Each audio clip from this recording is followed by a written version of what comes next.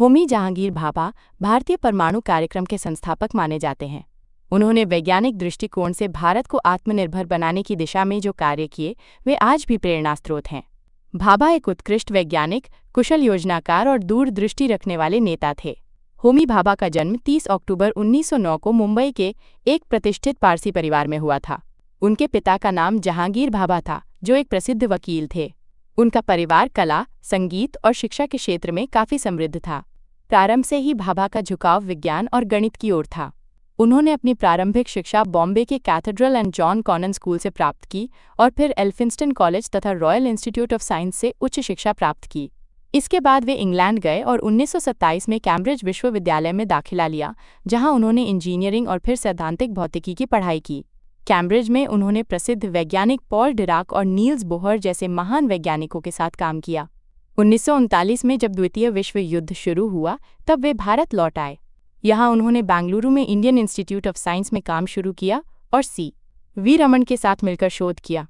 1945 में उन्होंने मुंबई में Tata institute of fundamental research (TIFR) की स्थापना की, जो आगे चलकर भारत के परमाणु अनुसंधान का केंद्र बना।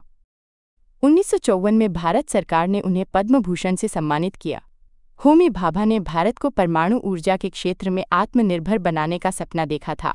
उन्होंने स्पष्ट रूप से कहा था कि भारत को परमाणु ऊर्जा का उपयोग केवल शांति के उद्देश्य से करना चाहिए।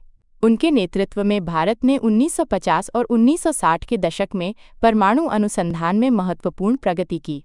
उन्होंने परमाणु ऊर्जा आयोग की स्थापना में भी अहम भूमिका निभाई। भाभा भारत को तकनीकी रूप से समृद्ध राष्ट्र बनाना चाहते थे और उन्होंने वैज्ञानिकों की एक मजबूत टीम तैयार की। भाभा का व्यक्तित्व बहुआयामी था।